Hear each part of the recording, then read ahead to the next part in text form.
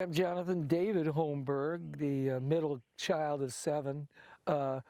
Moved to Athens in '77, OU grad, Fine Arts Department. Never thought I'd ever leave Athens. After I graduated, thought I'd stick around. Avid collector of everything imaginable. My parents were Salvation Army officers for 50 years or more. And because as children, my parents had access to tons of toys and stuff that people donated. We always had tons of cool old toys. I think the first thing I ever collected was marbles and glass bottles. In 6th grade, I found a bottle dump in Newark, Ohio, where my parents lived at the time, and dug a bunch of bottles and old license plates and shit up, and got an article in the newspaper about it. And I think I was hooked after that.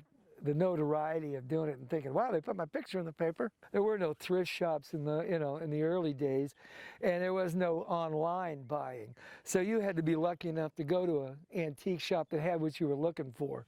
But then eBay started, so then it just got me really hooked. So I started filling up my house, and then I started buying trailers and filling them up, because it's a buyer's market right now. There's no money in selling antiques at this point in our economy, but it's great for people who just want to buy stuff and have room to put it.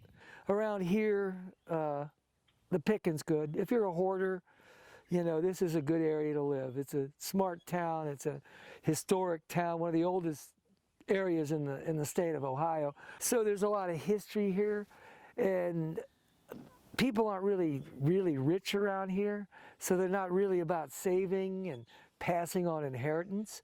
So when grandma dies, they just take her shit, pack it up, and take it to the Goodwill, and I end up with some of it. Friends of mine show up around Christmas just to see if they can buy stuff. My one girlfriend said, she goes, I paid $200 and it all came off your front porch. And my family was tickled to death with what they got. So to me it's kind of, that's what you do it for. The fact that other people do appreciate it. I mean, the money, again, I grew up in a very modest family.